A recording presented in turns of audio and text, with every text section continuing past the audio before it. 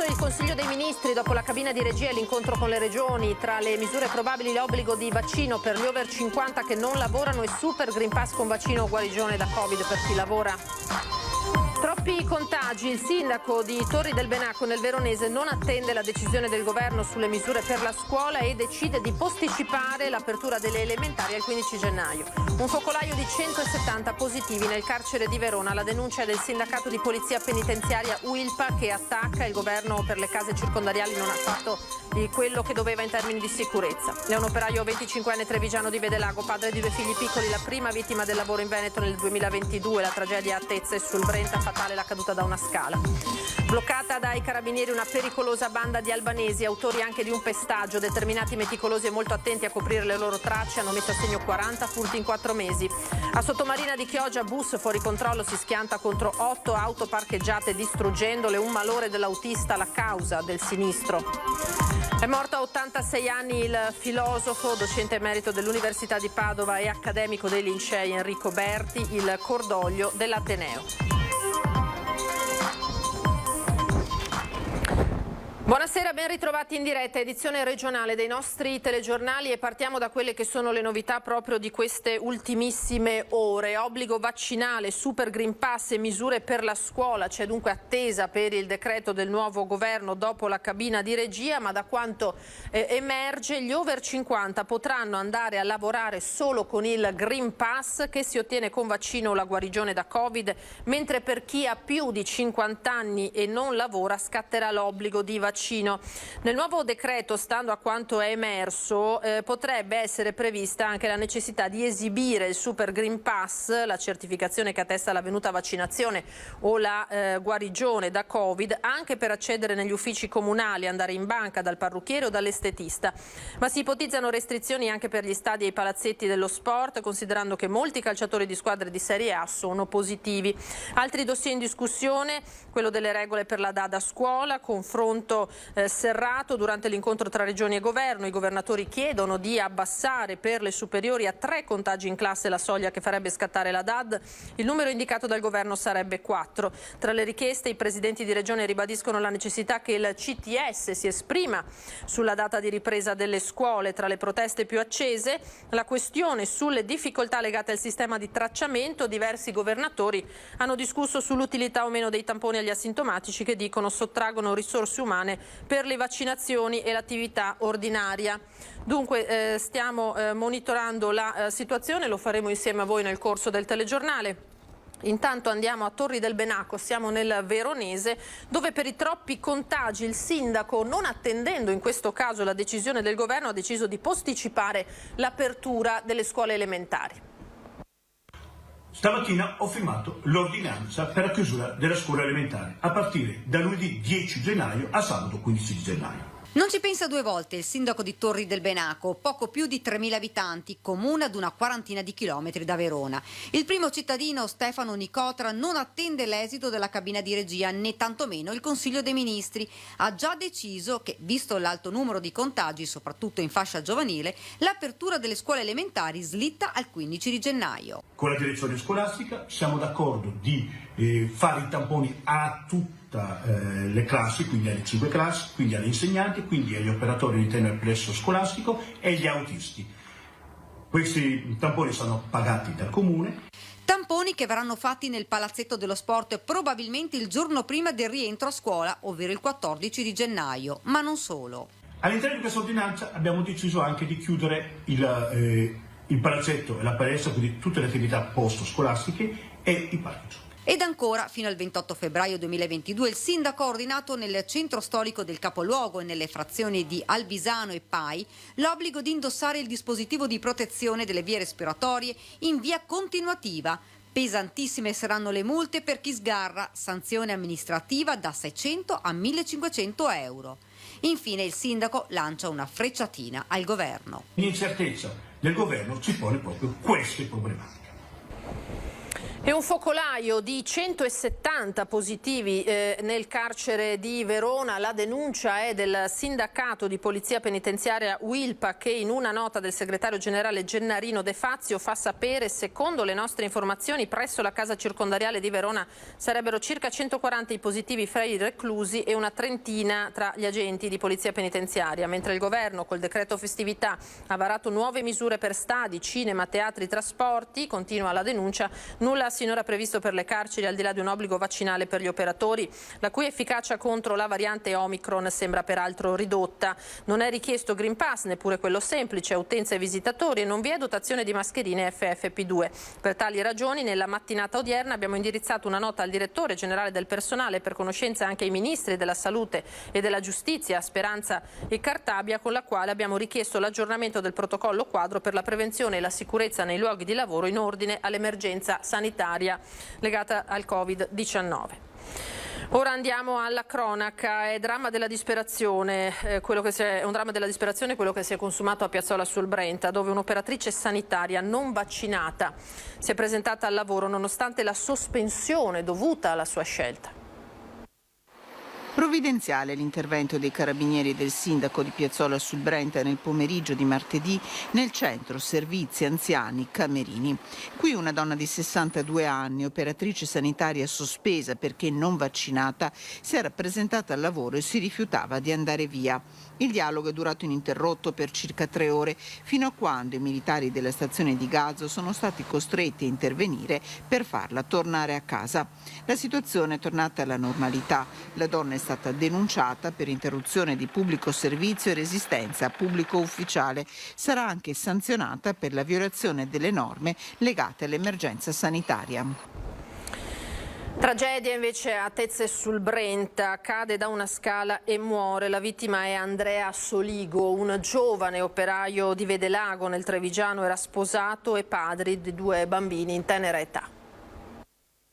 Avrebbe compiuto 26 anni fra qualche giorno. Andrea Soligo, il giovane operaio che oggi ha perso la vita mentre stava lavorando, era salito su una scala per effettuare degli interventi di manutenzione quando ad un tratto è caduto da un'altezza di 4 metri. Un volo che non gli ha lasciato scampo. Andrea ha riportato gravi traumi al capo e al collo. Immediato l'allarme lanciato dagli altri dipendenti della ditta. Sul posto è giunta un'ambulanza. I sanitari hanno stabilizzato l'operaio per poi tentare una corsa disperata all'ospedale di Bassano. Andrea è morto durante il trasporto e questo 2022 si apre con l'ennesimo infortunio mortale sul lavoro, lo sgomento dei colleghi, degli amici. Andrea da tempo lavorava presso la ditta Veneto Impianti Elettrici di Riese Pio X.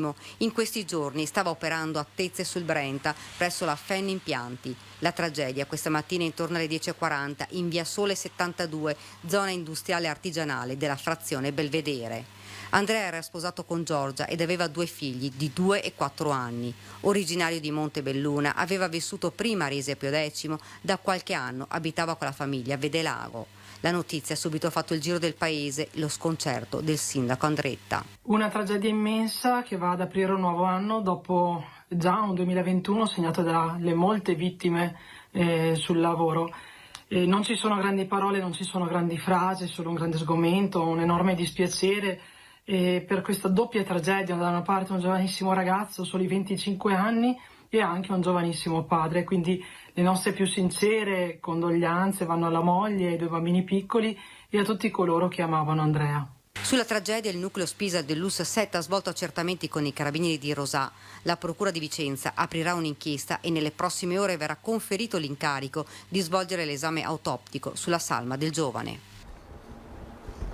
Lasciamo questa pagina dolorosa, parliamo di un altro tema, un'altra operazione bloccata dai carabinieri della compagnia di Piove di Sacco, una pericolosa banda di albanesi, autori anche di un pestaggio, determinati, meticolosi e molto attenti a coprire le loro tracce. I 5 arrestati avevano messo a segno 40 furti in 4 mesi. Avevano la loro base operativa in un condominio di Favaro Veneto, in un appartamento di Spinea, la banda di 5 albanesi specializzata in furti in casa, fermata dai carabinieri di Piove di Sacco. Un'indagine partita a fine settembre dopo il furto di una potente BMW in un'abitazione di Polverara. Da qui, grazie a pedinamenti, appostamenti, intercettazioni, i carabinieri sono riusciti a ricomporre un intricato puzzle e a dare un volto ai componenti della banda, attentissimi a coprire ogni loro possibile traccia. Specializzati nel furto di auto di grossa cilindrata che poi usavano per le loro quotidiane scorribande dal tardo pomeriggio all'alba tra Padova, Venezia e Treviso, ma anche in Friuli e persino in Toscana, i 5 ripulivano con cura ogni traccia portando i mezzi in autolavaggi come questo nel Trevigiano, dove aspiravano tutto. Le autovetture che utilizzavano, soprattutto quelle rubate, le pulivano al termine della uscita dove si recavano a fare i furti, nel timore di aver lasciato involontariamente contatti digitali su cui i rilievi dell'arma potessero poi trovare riscontro con nomi o cognomi. Nessun telefono era acceso durante le scorribande per comunicare tra loro. I 5 che entravano in case vuote ma anche in piena notte con i proprietari all'interno utilizzavano ricetrasmittenti. Nelle case dei 5 sequestrati oggetti preziosi, capi di abbigliamento, occhiali, 2.500 euro in contanti, furti ma anche un violentissimo pestaggio a colpi di mazza da baseball a dicembre ai danni di un connazionale titolare di un bar di Noventa Padovana per motivi ancora sconosciuti e lo speronamento a novembre di un'auto dei carabinieri a Vigonza.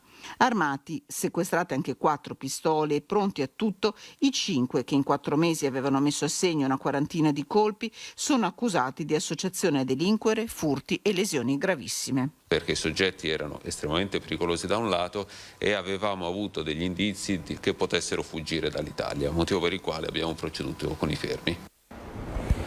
Ed ha avuto conseguenze tragiche lo scontro frontale tra 2 auto che si è verificato in Valpolicella ieri sera poco dopo le 21 lungo la strada provinciale 1 a San Pietro di Cariano. Un impatto violentissimo tra una BMW e una Mercedes. Dopo l'urto la prima si è capovolta in mezzo alla carreggiata mentre l'altra auto è rimasta a ridosso del guardrail con il conducente all'interno. Sul posto subito i mezzi di soccorso, i vigili del fuoco hanno asportato alcune parti della vettura e indebolito la scocca per estrarre il 39enne guidatore ancora vivo. Il ferito è stato preso in cura dal personale del SUEM 118 e trasportato all'ospedale di Borgo Trento a Verona. Purtroppo per l'altro autista, il 41enne Vito Anastasia di Pastrengo, non c'è stato nulla da fare. Il tratto di strada teatro dell'evento è rimasto chiuso per alcune ore per i rilievi della polizia stradale, sul posto anche i carabinieri. Ora Sottomarina di Chioggia, bus fuori controllo, si schianta contro 8 auto parcheggiate distruggendole, un malore dell'autista all'origine del sinistro. Tragedia sfiorato questa mattina a Sottomarina di Chioggia intorno alle 7:30 in Viale Umbria. 8 le auto distrutte a causa del malore dell'autista padovano di 47 anni di Bus Italia. Il malore mentre era al volante e aveva il piede premuto sull'acceleratore, con il bus finito fuori controllo e che ha terminato la corsa sulle auto parcheggiate e in sosta e contro un albero abbattendolo, come è possibile vedere dalle immagini girate da un residente. Fortunatamente in quel momento nessuno tra i proprietari delle auto si trovava all'interno dell'abitacolo, né c'erano pedoni in transito lungo l'area. Tuttavia ha richiesto i soccorsi non soltanto l'autista padovano, ora fuori pericolo, ma anche una signora che, vedendo la sua auto distrutta, si è sentita male a sua volta. L'autista non si sentiva bene già dal mattino. Nel bus non c'erano fortunatamente passeggeri perché stava facendo il percorso a vuoto dal deposito al capolinea. Sul posto, per i rilievi, gli agenti della polizia locale. E saranno celebrati sabato alle 11 nella chiesa parrocchiale di Fontane di Villorba i funerali di Carlotta De Rossi, la 18enne morta nel tragico incidente della notte di Santo Stefano quando l'auto su cui viaggiava insieme a 4 amici è uscita di strada finendo nel fossato. Prevista una grande partecipazione della comunità di Villorba sconvolta per l'accaduto. Chi vuole ricordare Carlotta compie un gesto di amore e carità cristiana verso un familiare, un parente, un amico, una persona in difficoltà nel nome di mia figlia che era così concettuata conciliante con tutti, hanno chiesto i genitori. Intanto l'inchiesta della procura a carico del ventenne che era alla guida va avanti. Ieri c'è stata l'autopsia, ora ci sarà una perizia per ricostruire la dinamica esatta dell'incidente. Ora ci fermiamo per un piccolo break, voi rimanete naturalmente con noi, torniamo tra pochissimo.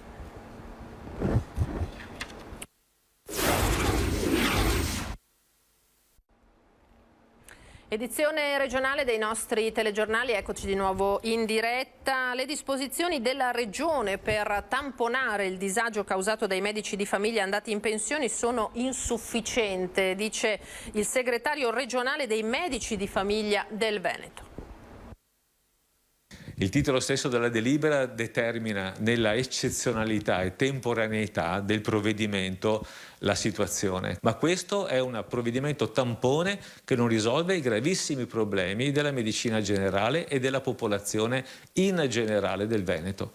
Il sindacato dei medici di medicina generale di Venezia non digerisce la proposta della giunta regionale del Veneto varata su proposta dell'assessore alla sanità Manuela Lanzarin in materia di assistenza primaria e di continuità assistenziale, disposizioni temporanee ed eccezionali in tempi di Covid, coperte con 52 milioni di euro per sopperire all'attuale carenza di medici nel territorio regionale, portando su base volontaria l'aumento da 1.500 a 1.800 assistiti per ogni medico di medicina generale in attività e fornendo loro un'indennità annua per avere il collaboratore di studio con 2 euro per assistito in carico. Misure tampone insufficiente per Scassola. Nei prossimi 10 anni entreremo in area rossa per mancanza di medici. Questi aiuti sono un sistema tampone che va a rincorrere le continue falle del sistema regionale e nazionale e questo è preoccupante. Noi non possiamo più rincorrere le vicende, noi dobbiamo progettare un nuovo futuro da subito perché abbiamo già i modelli, abbiamo già discusso con la Regione da tempo, i modelli ci sono, è una decisione politica che va fatta e bisogna avere il coraggio di prendere queste decisioni. L'obiettivo per incrementare il numero dei medici di base è evidente per il sindacato. Rendere più appetibile la professione del medico di medicina generale. Oggi non è più appetibile. Lo vedete tutti nell'accesso agli ambulatori, i medici sono oberati di lavoro, fanno fatica a programmare anche la normale routine clinica, sono così compressi dai tamponi, dalle procedure di contumacia. Abbiamo bisogno di liberare i medici da questo e di tornare alla clinica.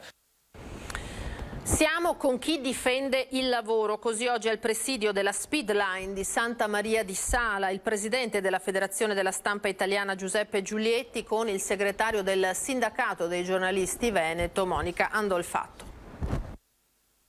Stanno lottando non per una piccola vicenda personale, qui sta accadendo una cosa gravissima, che si può cacciare, licenziare, chiudere senza ragione, senza motivo, senza preavviso, senza contrattazione. Quello che sta accadendo a Santa Maria di Sala, da oggi poi, se non dovesse essere fermato, potrà accadere ovunque. Così Giuseppe Giulietti, presidente della Federazione Nazionale della Stampa Italiana, al presidio della Speedline per esprimere la solidarietà dei giornalisti e agli operai. Siamo con chi difende il lavoro, gli echeggia la segretaria regionale dei giornalisti veneti. Come ha detto il presidente, noi siamo qui innanzitutto per ringraziare questi lavoratori che da inizio dicembre hanno trascorso notti, giorni qui davanti per la dignità soprattutto del lavoro e perché la loro battaglia è la nostra battaglia, perché la battaglia per il lavoro è una battaglia che riguarda ognuno di noi. I vertici del giornalismo italiano e veneto insieme a Tabina di Santa Maria di Sala con la delegazione dei 600 dipendenti a rischio licenziamento che salgono a quota 800 con l'indotto per denunciare le anomalie di questa vicenda, raccontare quello che non va e può essere corretto in attesa degli sviluppi dell'incontro al Mise di venerdì prossimo 7 gennaio. E noi lo diciamo sempre, nessuno si salva da solo. Il giornalista è dentro la società, la descrive, la racconta, però la vive anche sulla propria pelle e purtroppo anche la dimensione del precariato. Per Giulietti, questa della Speedline, una tagliola che calpesta non soltanto l'articolo 3 della Costituzione con la dignità del lavoratore, ma a rischio pure l'articolo 21 sulla libertà di stampa. e se posso cancellare gli articoli della Costituzione sul lavoro e la contrattazione, posso anche cancellare gli articoli sulla libertà di informazione. Ecco perché siamo qui, non solo per solidarizzare con loro, ma per solidarizzare con tutti quelli che potrebbero finire in questa tagliola. Lutto nel mondo accademico padovano, è morto a 86 anni Enrico Berti, il filosofo docente emerito dell'Università di Padova, accademico dei Lincei, già presidente della Società Filosofica Italiana, grande ufficiale dell'Ordine al Merito della Repubblica Italiana. Ne dà notizia oggi l'Ateneo Padovano, che terrà l'Alzabara mercoledì 12 gennaio nel cortile antico di Palazzo Bo. A ricordarlo è la rettrice Daniela Mapelli. L'Università di Padova piange la morte di un altro professore emerito, Enrico Berti, filosofo di primissimo livello, è stato fra i più grandi studiosi del pensiero antico, ma non solo. Persona di grande generosità e dal tratto umano garbato, sempre disponibile al dialogo, ha formato allieve e allievi che ora disseminano il suo pensiero nelle università di tutto il mondo. Complice la giornata lavorativa e il clima non proprio favorevole, oggi partenza con il freno a mano tirato, cambiamo decisamente tema per i saldi invernali. I commercianti sono ottimisti, a Padova e provincia le stime puntano a un affare di 100 milioni di euro. Una giornata uggiosa, lavorativa, per cui ci sta. No, noi pensiamo, almeno i nostri sondaggi danno dei saldi che saranno di buon, di buon ritorno. Avere una maggioranza qualificata di 2/3 di chi ha già deciso di comprare è una cosa positiva. C'è fiducia per l'avvio dei saldi invernali 2022, con previsioni di spesa nel Padovano che puntano a livelli pre-Covid e un generale ottimismo tra i consumatori a caccia dell'affare o che hanno voglia di coccolarsi con qualche piccolo regalo. Borse, borsettine, cosa avete comprato? Abbiamo preso un completo in lana, un cardigan, dei vestiti per la sorellina più piccola, ne approfittiamo insomma. Avevate già addocchiato qualcosa? Certo, sì, si viene sempre e si spera appunto che con i saldi si possa portare a casa ad un prezzo vantaggioso. Che budget vi siete date? Non abbiamo budget. Io ho preso felpe, magliette, jeans, basta. E aveva già visto prima? Sì, dai siti. E le ha trovate a prezzi vantaggiosi? Sì, bassi, grazie ai saldi. Chi ha deciso, chi aspetta o chi addirittura rimanda aspettando ulteriori ribassi. Ancora un po', perché poi andranno ancora più giù i prezzi. Ma lei ha già addocchiato qualcosa per caso? No, so quali negozi tenere d'occhio, ma non ho ancora addocchiato niente. E che cosa pensa di acquistare? Beh, diciamo per mio figlio qualcosa di camicie, cose da uomo, diciamo che sono care, sì. Aspetto però i saldi che vadano un po' più giù ancora. I saldi, ha trovato qualcosa?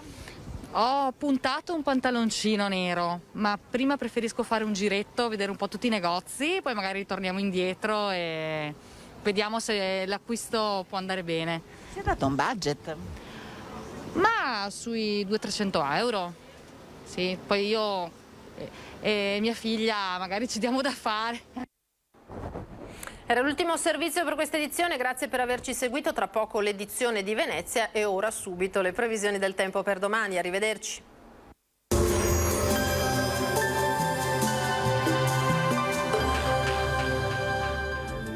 Benvenuti al Meteo.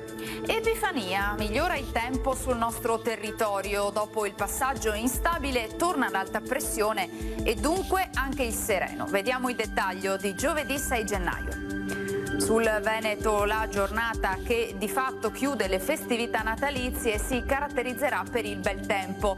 Non si verificheranno precipitazioni, qualche addensamento ancora al mattino, a seguire tanto sole, al massimo con qualche velatura. Temperature in lieve calo, minime tra -1 e 3 gradi, massime comprese invece tra i 3 e i 9 gradi all'incirca.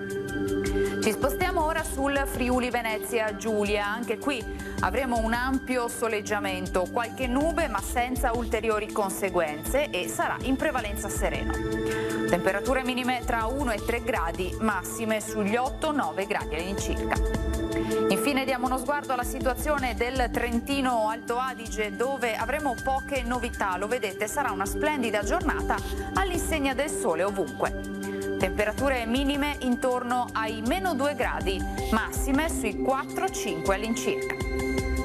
Dal meteo di Antena 3 è tutto, grazie per l'attenzione e arrivederci al prossimo aggiornamento.